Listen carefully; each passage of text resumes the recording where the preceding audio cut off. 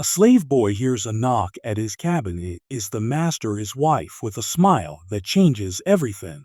The year was 1857, deep in the cotton fields of Mississippi, where the air hung heavy with the scent of earth and sweat, and the nights were long and silent except for the chirp of crickets and the distant hoot of an owl. Elias was 16 years old, born into bondage on the Hawthorne Plantation, a sprawling estate owned by Master Eliza Hawthorne, a man known across 3 counties for his iron fist and his wealth built on the backs of 200 souls. Elias had never known anything but the cabin he shared with his mother, Ruth, and his younger sister, Layla. The cabin was small, barely 12 feet by 12, with a dirt floor, a leaky roof patched with whatever scraps they could find, and a single iron pot hanging over a fire pit in the corner.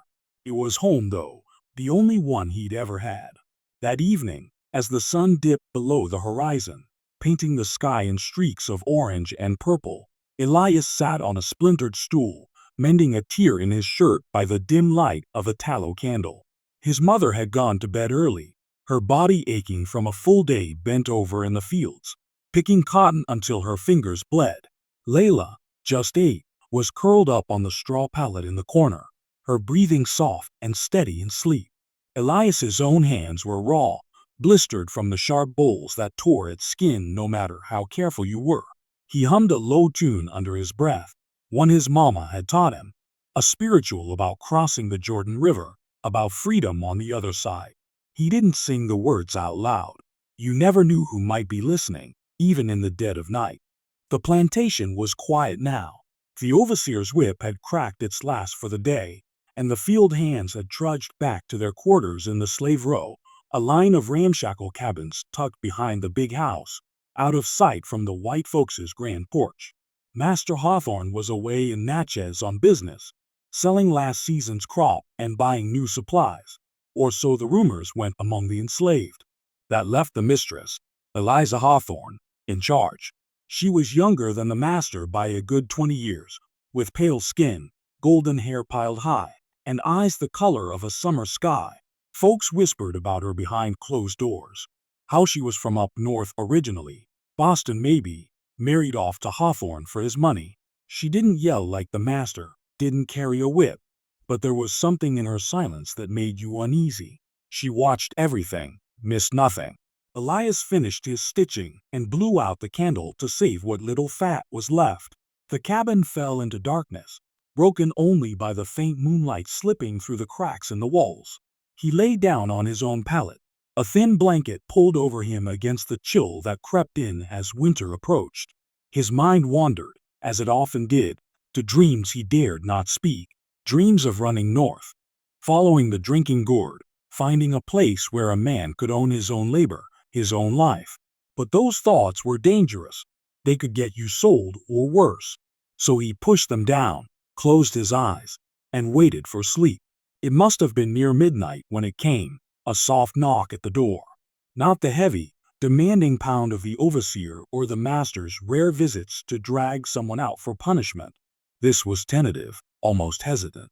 3 light taps, then silence. Elias froze. His heart thudded in his chest. Who would knock at this hour? Thieves didn't knock, and runaways didn't come back. He sat up slowly, careful not to wake his mama or Layla.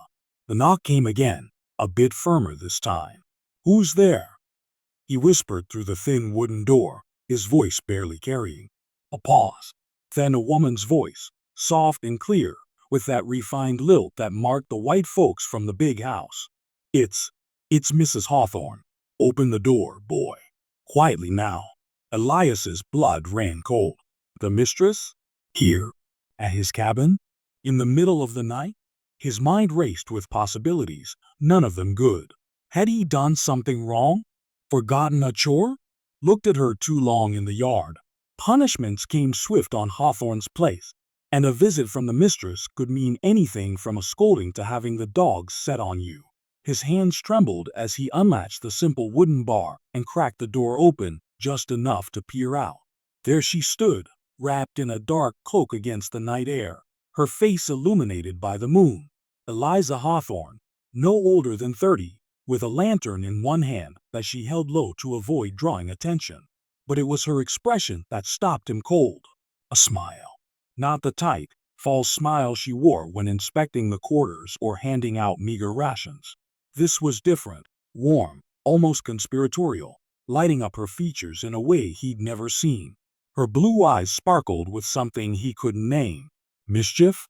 Kindness? It changed everything in that moment, turning the world he knew upside down. "May I come in?" she asked, her voice low, glancing over her shoulder as if afraid of being seen. Elias hesitated, every instinct screaming that this was wrong, dangerous. Slaves didn't invite the mistress into their cabins. But refusal could be worse. He stepped back, opening the door wider. "Why, yes, ma'am." She slipped inside quickly, closing the door behind her with a soft click. The cabin suddenly felt smaller, the air thicker. She set the lantern on the floor, its glow casting long shadows on the walls. Ruth stirred in her sleep, but didn't wake. Layla murmured something and rolled over. Eliza looked around the sparse room, her smile fading just a touch as she took in the poverty, the cracked pot, the threadbare blankets, the dirt floor. Then her gaze settled on Elias, standing there in his ragged shirt and pants, barefoot and bewildered. "You're Elias, aren't you?" she said. "Ruth's boy. The one who helps in the stables sometimes." He nodded, throat dry. "Yes, ma'am." She took a step closer, her cloak rustling. "I won't keep you long. I needed to speak with you."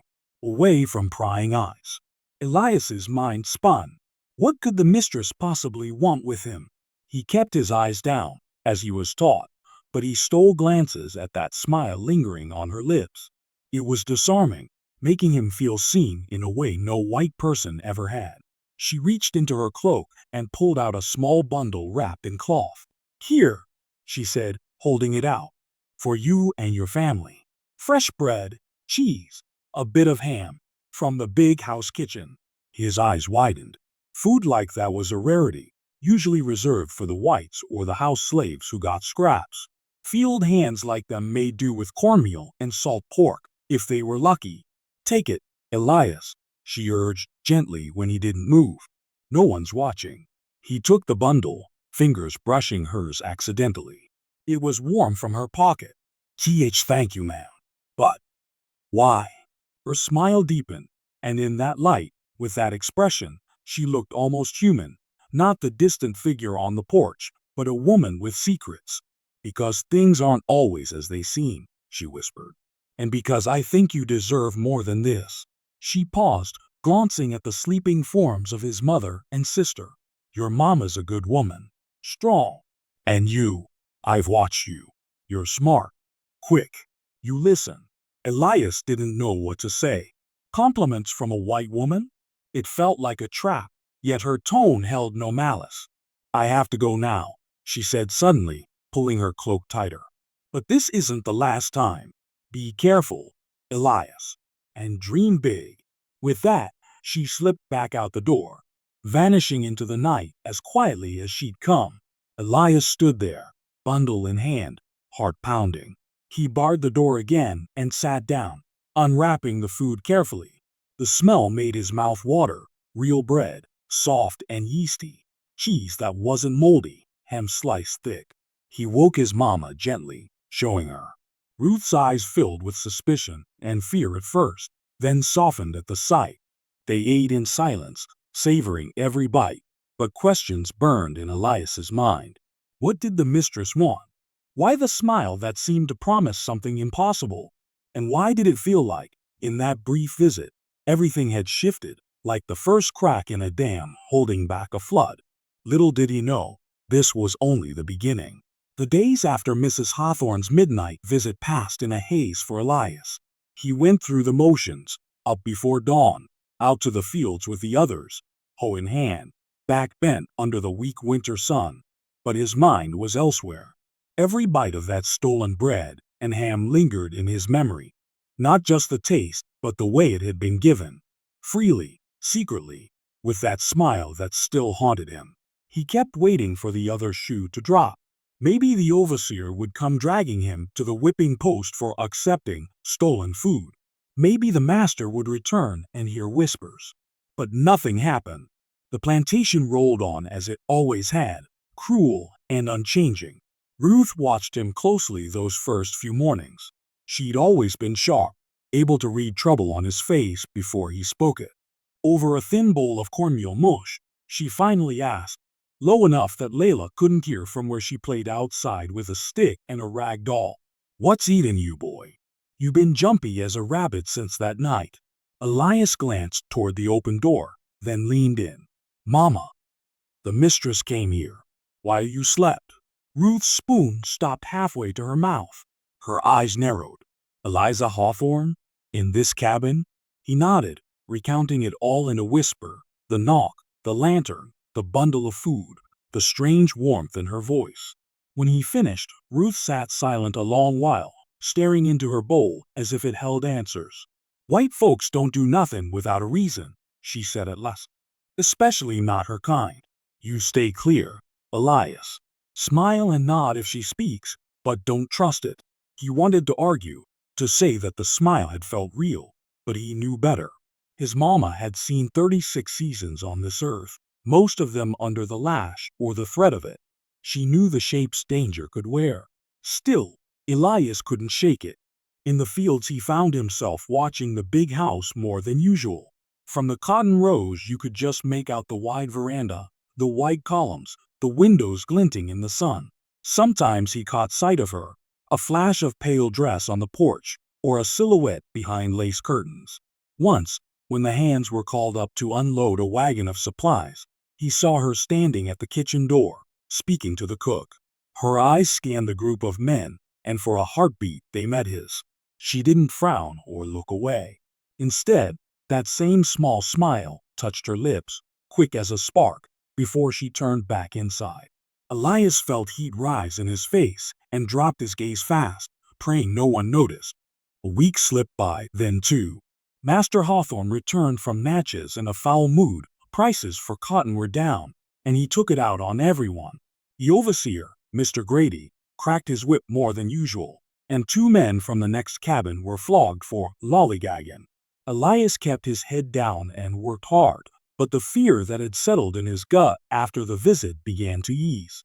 Maybe it had been a one-time thing. Maybe she'd forgotten.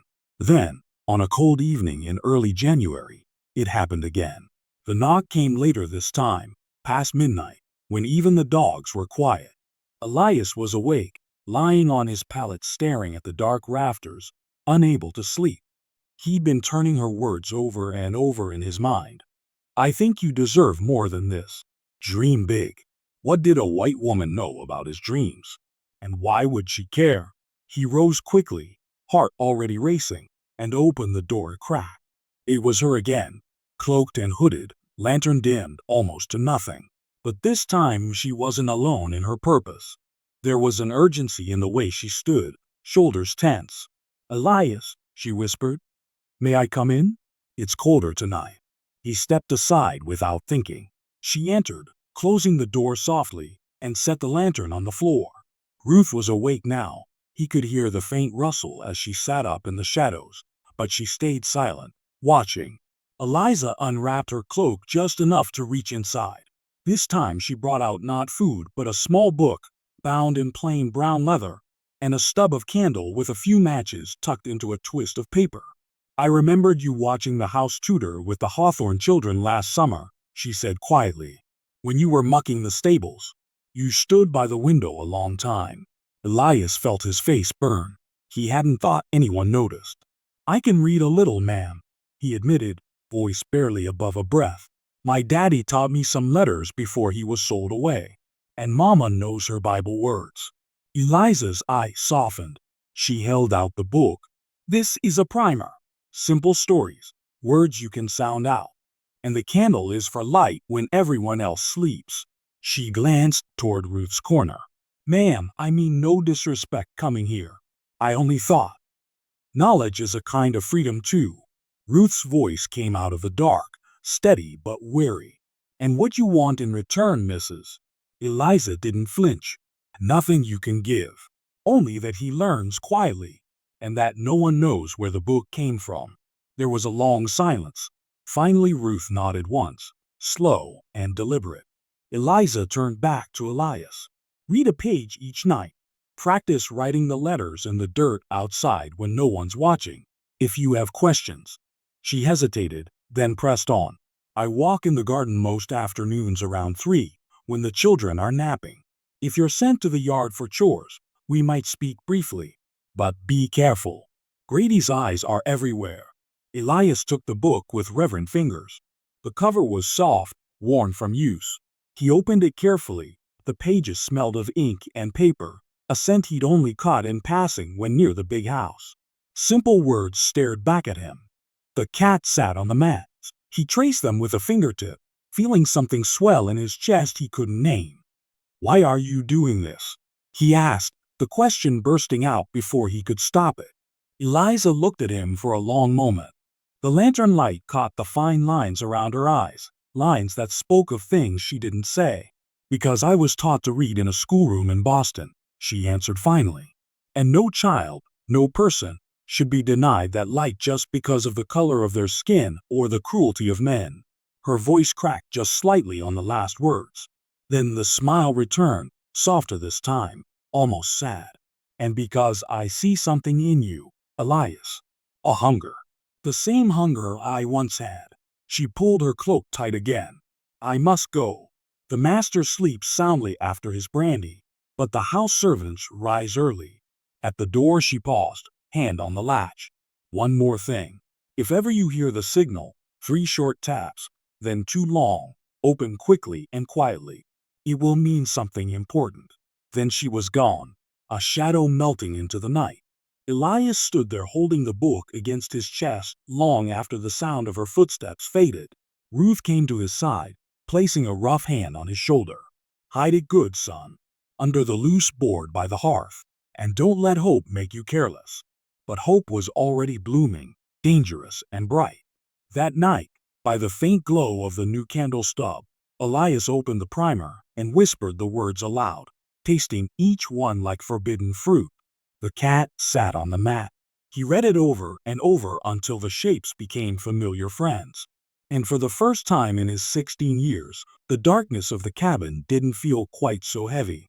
Outside, the winter wind rattled the pines, but inside, a small flame had been lit, one that no overseer's whip could touch. Winter dragged on, bitter and gray, but for Elias the days began to carry a secret brightness.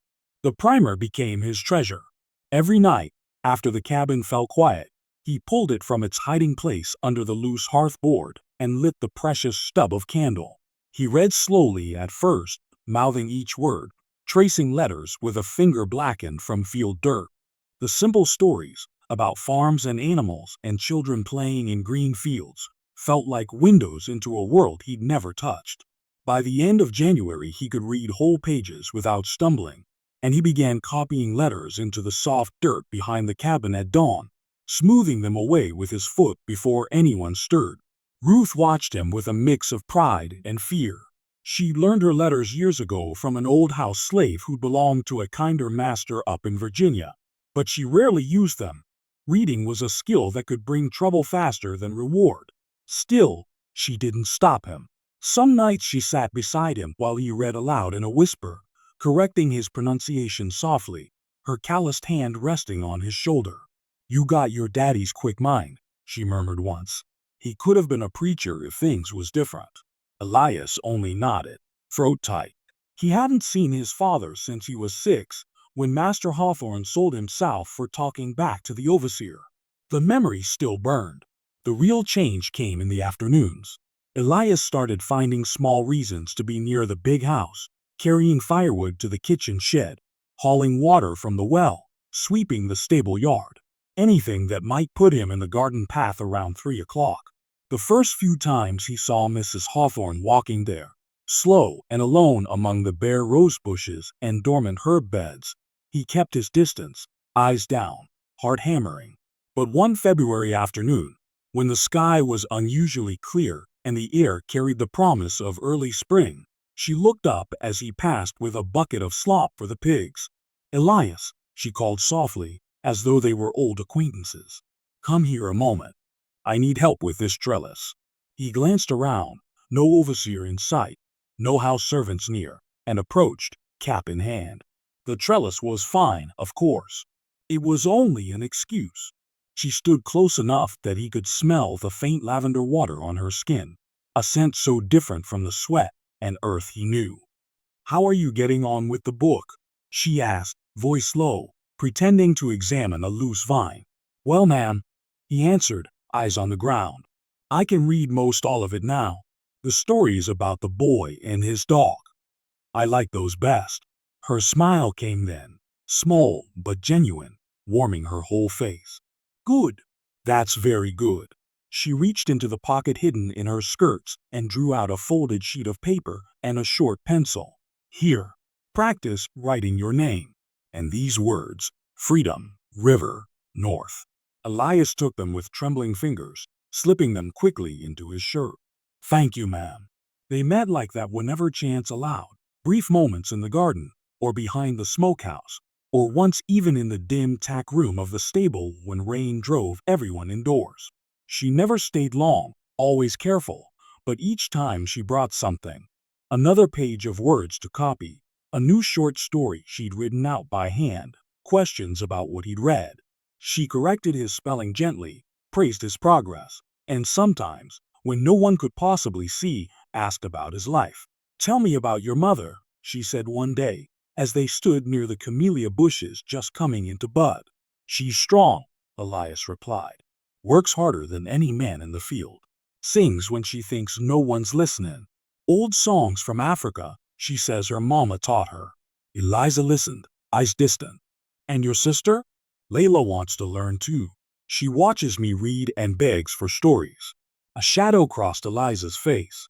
"Be careful teaching her. If Grady or the master found out." She didn't finish the sentence. They both knew what happened to slaves caught learning letters. The whip, or sale, or worse. Yet the lessons continued. Elias's reading grew stronger. He began sounding out words on stolen scraps, the brand on a feed sack, the label on a medicine bottle. And something else grew too. A quiet trust. He started to notice things about the mistress he hadn't before. How her hands shook slightly when she spoke of the master. How she flinched at sudden loud voices. How her Boston accent thickened when she was upset, as though reaching back to a safer time. One afternoon in late March, when the peach trees were bursting into pink blossom and the air felt almost gentle, she led him deeper into the garden, behind a tall hedge where they couldn't be seen from the house. She carried a small basket covered with a napkin. "I brought you something special today," she said, lifting the cloth to reveal a whole book, not a primer, but a real one, slim and hard-bound. The cover read Adventures of Huckleberry Finn, though it wouldn't be published for another 28 years in the world outside. Elias didn't know that. To him it was magic. "It's a story about a boy who runs away down the river," she explained, "with a slave named Jim. They're looking for freedom." Elias stared, afraid to touch it. "You can keep it hidden. Read slowly. It's longer. But I think you're ready." He finally took it, cradling it like something alive. "Ma'am, why you risking all this for me?" She was quiet a long time, looking out toward the fields where dark figures moved between the rows, planting the new cotton crop. "Because I was once a girl who believed the world was just," she said at last. "My father was a merchant in Boston. We had abolitionist friends, people who spoke against slavery at dinners, passed petitions. I thought it was all words, far away. Then father lost money, and Eliza Hawthorne came courting with his southern wealth and charm. I was 20, dazzled by the big house and the parties. I told myself the slaves here were treated well, that it wasn't like the horror stories." Her voice grew bitter. "I lied to myself for 8 years. Elias hardly dared breathe. "I can't free all of you," she went on. "I have no power, no money of my own. Jeremiah controls everything. But I can give one boy the tools to free his mind, and maybe one day his body too." She reached out then, hesitating, and brushed a lock of hair from his forehead, a touch so light it might not have happened. But it did. Elias felt it like fire. "Listen carefully," she whispered. "There's a man who comes through these parts sometimes. a Quaker from Ohio. He helps people travel north. I've heard whispers in Natchez. If the time ever comes. She stopped, eyes searching his. Would you go? Leave your mother, your sister, everything? The question struck him like a blow. He thought of Ruth's tired smile, Layla's laughter. He thought of the river he'd never seen, the free soil he'd only dreamed of. I don't know, he admitted, voice cracking. She nodded, understanding. Think on it. But keep learning. A man who can read can pass as free in the north. He can earn wages, send for family later. A distant shout from the house broke the moment, cook calling for more wood. Eliza straightened, smoothing her skirts. Go now. And Elias, that smile again, the one that had started it all, now edged with something fierce. You are more than what they say you are. Never forget it. He slipped away through the hedge, book hidden under his shirt against his heart, mind reeling. For the first time, freedom wasn't just a song or a dream. It had a shape, a path, a possibility. That night he read the first pages of Huckleberry Finn by candlelight, whispering the words while Ruth kept watch at the door. And when he came to the part where Huck decides to help Jim, even if it means going to hell, tears came unbidden to his eyes. Outside, spring was waking the land. Inside Elias, something even stronger was stirring. Spring ripened into early summer, and the plantation burst with green life, cotton plants pushing up in neat rows, corn tassels waving in the breeze, the air thick with the hum of insects and the scent of turned earth. For most of the hands, it meant longer days, heavier labor, backs aching under the relentless sun. For Elias, it meant something else entirely. Stolen hours with the book, words flowing smoother now, stories unfolding like rivers he longed to follow. Huckleberry Finn had become his companion on sleepless nights. He read it twice through, then started again, savoring every page. Jim's quiet strength, Huck's stubborn decency, they felt like kin. The garden meetings with Mrs. Hawthorne grew bolder, though never reckless. They found safe corners. The shady arbor overgrown with wisteria, the tool shed when thunder threatened, even once the empty chapel on the edge of the grounds where the Hawthornes sometimes held Sunday service for the house slaves. She brought more books, small ones she could hide in her skirts. A volume of Aesop's fables, a worn copy of Uncle Tom's Cabin that made Elias's blood boil and his resolve harden. She taught him sums too, simple arithmetic on scraps of paper, then fractions using pebbles in the dirt. You'll need to count money one day, she said, eye serious, and read train schedules, maps, newspapers. Each lesson chipped away at the wall between them. Elias began to speak more freely, asking questions that once would have earned him a lash. Why don't you leave him, ma'am? The master. Go back north. The first time he asked, she went very still, fingers twisting the lace at her cuff. I thought about it, in the beginning, she admitted. But I have 2 children. Jeremiah would never let me take them. And without them I'd have nothing. She looked away, toward the big house. Some cages are gilded, Elias. Harder to see the bars. He nodded, understanding more than he wished to. They were both bound, in different ways. But the closeness brought danger. Whispers started among the quarters. Nothing direct, folks knew better than to speak openly. But glances lingered when Elias was called to the yard more often than others. Old Moses, who tended the vegetable patch, muttered once as Elias passed. Boys spendin' too much time smilin' at the big house. That road leads to sorrow. Ruth heard the talk too. One evening, after Layla was asleep, she confronted him. You been glowing like a firefly lately. Folks notice. And the mistress. She look at you different now. I seen it from the field.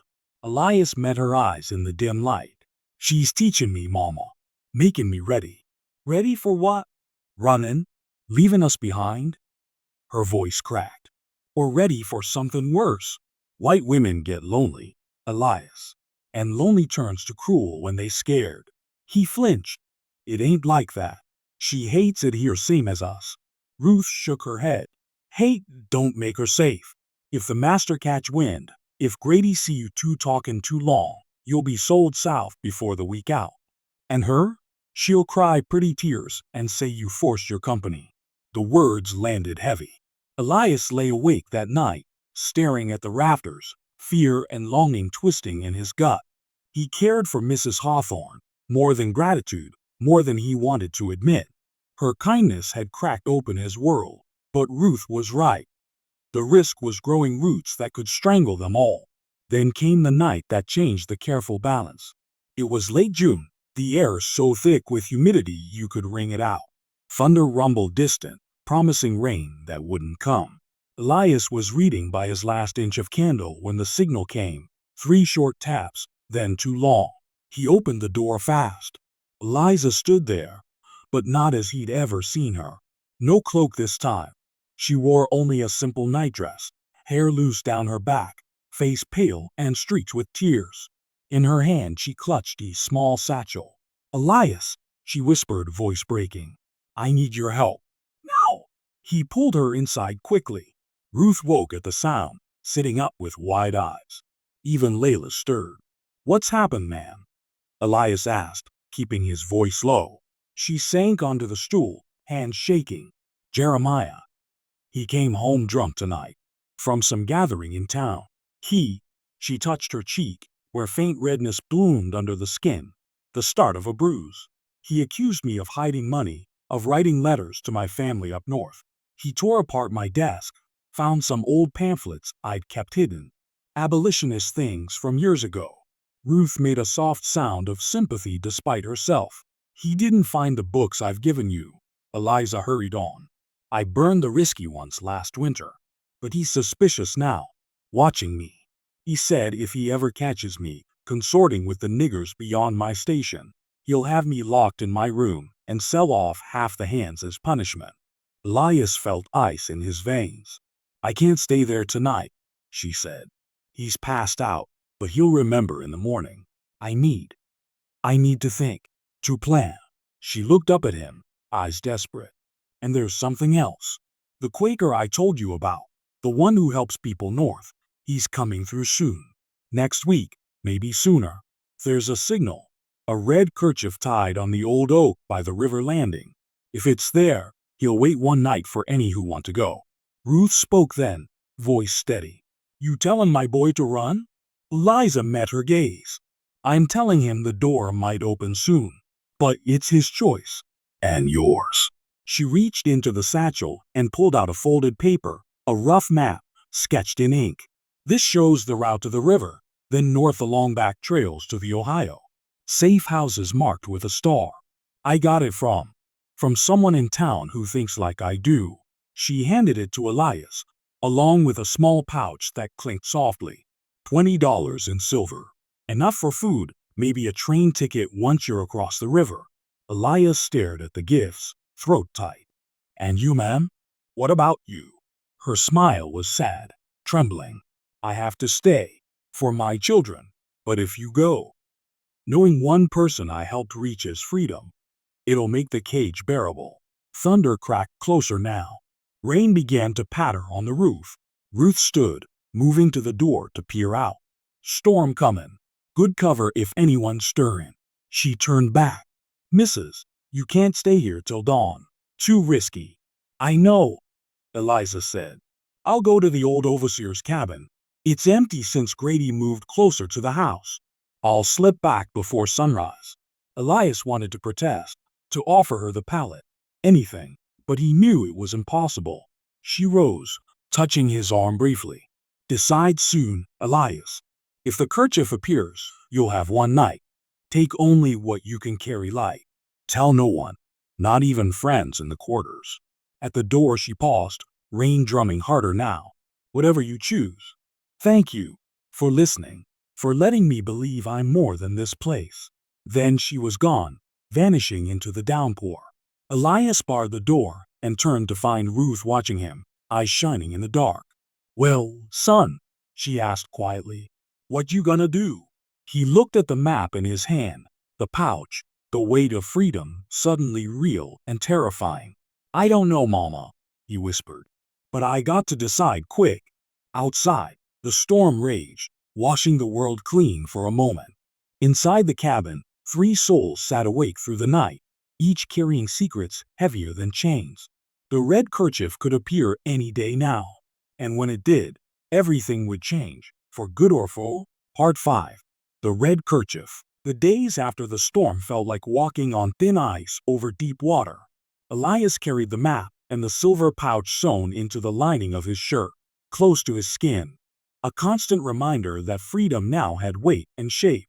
He went to the fields each dawn, chopped cotton with the others, laughed when he was supposed to laugh, kept his face blank when Grady rode by on his horse. But inside, his thoughts churned. Run, and he might never see his mama or Layla again.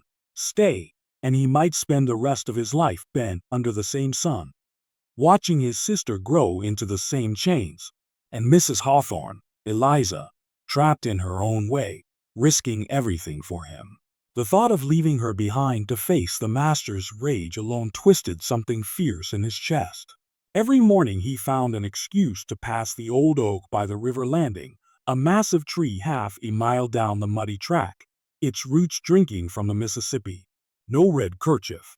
Every evening he returned disappointed but secretly relieved. It bought him one more day to decide. Ruth watched him like a hawk. They spoke little of it in the cabin.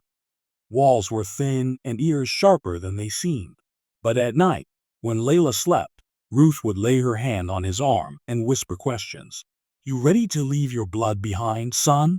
I could send for you later," he'd answer, the words tasting hollow even as he said them. Everyone knew how often those promises broke on the long road north. "One step at a time," she'd say. "First you get free. Then we see." Layla, sharp for 8, sensed the heaviness. She clung to Elias more, asked him to tell the stories from the books over and over. The boy and his dog, the clever fox and the fables. He told them softly, changing the endings sometimes so the runaway always made it home. On the 5th night after the storm, the heat broke with another hard rain. Elias lay awake listening to it drum on the roof, the map's edges crisp against his ribs. He must have dozed, because the knock startled him upright. 3 short, 2 long. He opened the door to find Eliza soaked through, hair plastered to her face, eyes wild. "It's there," she panted. "The kerchief. I saw it at dusk, tied high where only someone looking would notice. The Quaker will wait tomorrow night only. Moon's dark, good for traveling. After that he moves on." Elias pulled her inside. Ruth was already up, lighting a stub of candle with steady hands. Eliza dripped on the dirt floor, clutching a bundle wrapped in oilskin. "I brought what I could," she said, unwrapping it. Inside, a worn but clean shirt, a pair of sturdy boots, too small for any field hand Elias knew, a small packet of jerked beef and hardtack, and another folded paper. "This is a pass," she explained, voice trembling. "Forged. Says you're a hired boy from Natchez, traveling to Memphis with your master's permission.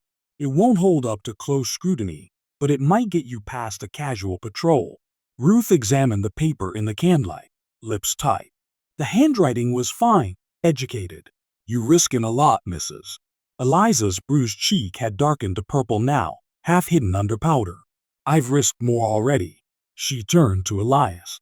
"You leave tomorrow after supper. Walk casual down to the river like you're fishing. Folks do that sometimes. Hide in the reeds till full dark. The Quaker's name is Levi Coffin. He'll give a low whistle, 2 notes, like a whip poor will. Answer with 3. He'll take you across the river to a skiff, then north to the first safe house." Elias's mouth went dry. "Tomorrow. Not next week, not someday. Tomorrow. And if I don't go?" he asked, voice rough. Eliza's eyes filled. "Then the chance may not come again. Jeremiah's talking about selling off hands to pay debts. Cotton prices are poor this year. He looks at the strong young men most." She reached out, took his hands in her cold ones. "But it's your life, Elias. I won't force it." Ruth spoke then, quiet but firm. "He's going." Both Elias and Eliza turned to her. Ruth stood straight, though her eyes shone wet in the candlelight.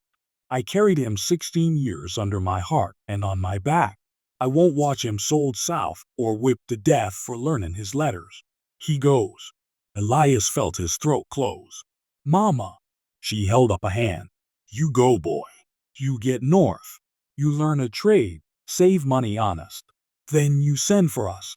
I believe you will. Her voice cracked on the last words, but she didn't look away. Layla stirred then, mumbling in her sleep.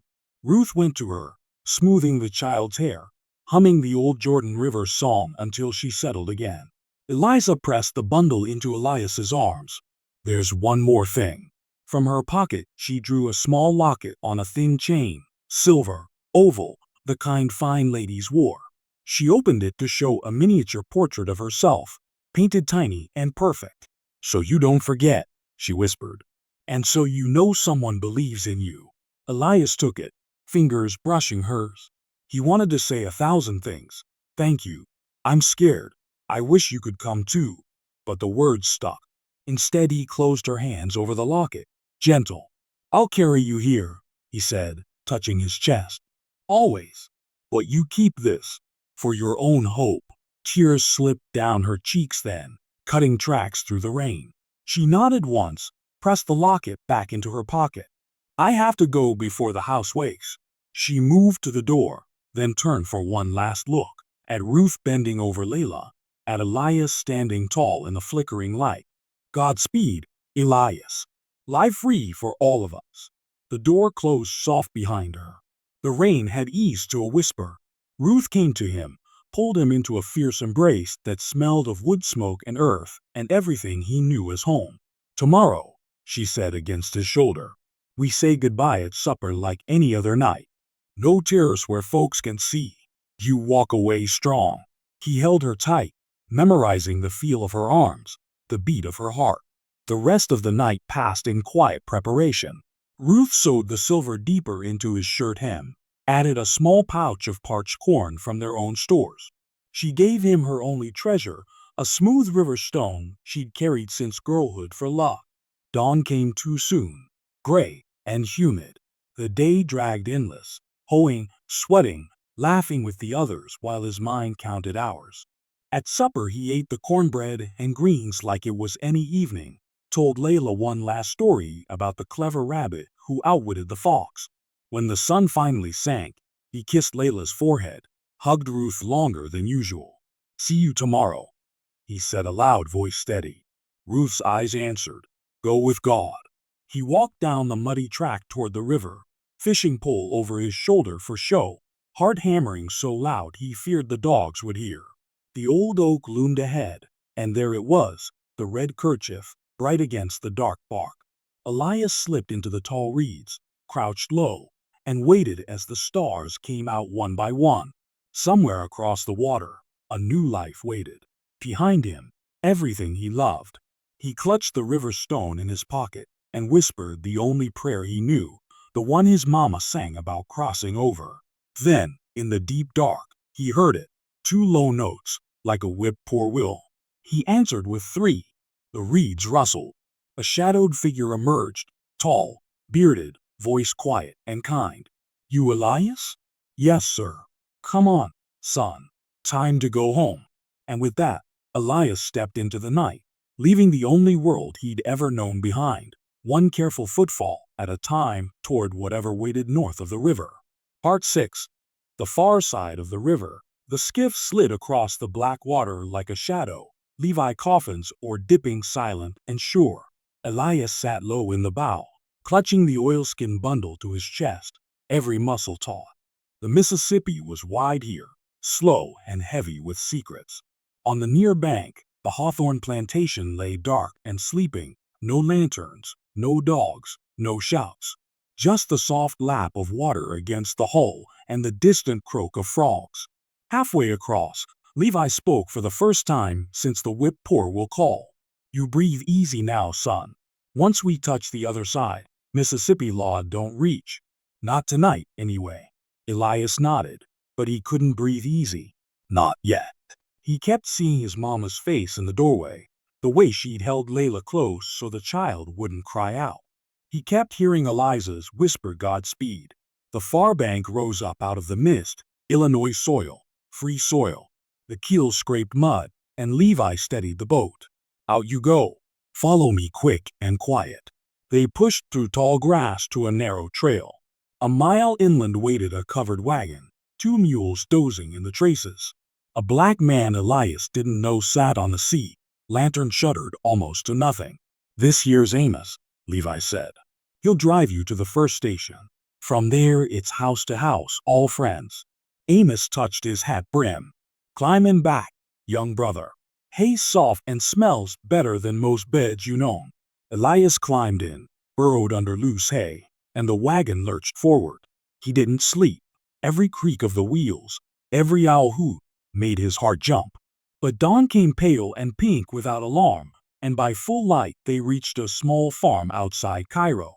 A white woman with kind eyes and a Quaker bonnet fed him hot cornbread and milk in the root cellar, then pointed him to a loft where he slept the day away like the dead. That was the pattern for the next 3 weeks. Travel by night, hide by day. Wagon, then steamboat up the Ohio disguised as a deckhand, then wagon again. Kind strangers, black and white, Quaker and Methodist, and sometimes just poor farmers who hated slavery, passed him along like a sacred trust. Each gave him food, a blanket, directions, and always the same quiet words: "Keep going north. You almost there." He learned to answer to a new name, Elias Johnson, freeborn in Kentucky, papers unfortunately lost. The forged pass from Eliza helped twice when patrols stopped the wagon. He kept his eyes down, voice steady, and they waved him through. In Indiana, he worked 3 days on a farm for a hot meal and new shoes, his first wages ever earned. The farmer paid him a silver dollar and said, "That's for a man's work, not a boy's. Hold your head up." The dollar went into the pouch with Eliza's silver. He hadn't spent a cent of hers yet. It felt wrong somehow. By late August, he crossed into Canada at Detroit, ferried over the river by a black boatman who sang low spirituals the whole way. When the Canadian shore touched under his feet, the man grinned wide. "Welcome home, brother." Toronto was loud and strange, cobblestone streets, white folks who didn't look through him, black families walking free and proud. A committee of colored people found him a room in a boarding house run by a widow from Virginia. They got him work in a brickyard, good pay, and enrolled him in night school 3 evenings a week. He learned fast. Reading came easy now. Writing too. Arithmetic turned into bookkeeping. Within a year he was keeping ledgers for a black-owned lumber business. Within 3, he owned a small share himself. But every night, before sleep, he took out the river stone Ruth had given him and turned it over in his palm. And he wrote letters, long ones, careful ones, addressed to Mrs. E. Hawthorne, Hawthorne Plantation, near Natchez, Mississippi. He sent them through the colored committee in Cincinnati, who knew secret ways to get word south. He never signed his full name, never gave an address that could be traced. Just told her he was safe, working honest, learning more every day. Told her about the lake that froze solid in winter, about churches where black men preached to mixed congregations, about the first time he voted in a local election. He wrote to Ruth too, care of the same channels. "I am building something, Mama. Hold on. I will send for you soon as the way is clear." Years passed. 1861 came with war drums. Elias, now called Eli Johnson in business, joined the colored regiment raised in Toronto, went south with the Union Army as a teamster, then as a clerk because he could read and figure better than most officers. When the war ended in '65, he had sergeant stripes and a discharge paper that said "Free Man" in bold ink. He went back to Mississippi first. The plantation was half overgrown. The big house burned in '64 by retreating Confederates. Grady was dead, killed at Shiloh on the wrong side. Master Hawthorne had fled to Texas with what money he could carry and was never heard from again. Ruth and Layla were gone. Neighbors, free people now, said they'd been sold south in '59 after a runaway was blamed on the quarter. No one knew where. Eli searched for 2 years. Mobile, New Orleans, Texas. Spent every dollar he'd saved. Found nothing but dead ends and sorrow. One cold November day in 1867, he stood on the levee at Natchez, looking across the river he'd crossed 10 years before. He was 30 now, tall and straight in a good wool coat, beard trimmed neat. In his pocket, The river stone, worn smooth, and a faded photograph someone had taken of him in uniform. A voice behind him, soft, familiar, impossible. Elias? He turned slow, afraid his heart would stop. Eliza stood there, thinner, hair threaded with gray, dressed plain in black wool. Beside her a tall young man in union blue, her son, grown, and a girl of about 14 with her mother's eyes. She smiled then, the same smile that had changed everything one midnight long ago. Only now it carried 10 years of grief and hope. "I got your letters," she said simply. "Every one. I knew if I waited here long enough." He couldn't speak, just stepped forward and took her hands, gloved now, but warm. "I looked for them," he managed finally. "Mama and Layla. I looked everywhere." Her eyes filled. "I know. I tried too, after the war. But the trails went cold." She squeezed his fingers. "You did what you promised. You got free." That's what Ruth wanted most. They stood there while steamboats whistled and gulls wheeled overhead. Later, over coffee in a Freed People's Cafe, no longer separated by color, Eliza told him the rest. She'd stayed through the war, protected her children, quietly helped more runaways when she could. When peace came, she left the ruins behind, came north with what little she had, teaching school in Ohio. "I never married again," she said. "Some chains you choose to keep off." Eli told her about Canada, the business, the regiment. Showed her the river stone. "She'd be proud," Eliza whispered. Years later, when Eli Johnson was a respected merchant in Toronto, with a wife and 3 children of his own, he built a small school for colored children. Over the door he hung a simple wooden sign, "For Ruth and Layla, wherever they may be, that they might have crossed over too." And on quiet evenings, when snow fell soft outside the window, he'd sit by the fire with his youngest daughter on his knee and tell her the story. Not the whole truth yet, but pieces. About a boy who heard a knock one midnight. About a woman with a smile that changed everything. About a river crossed in darkness, and a promise kept as best a man could. And somewhere, he liked to think, his mama and sister heard the echo of that story on the wind, and knew their boy had made it home.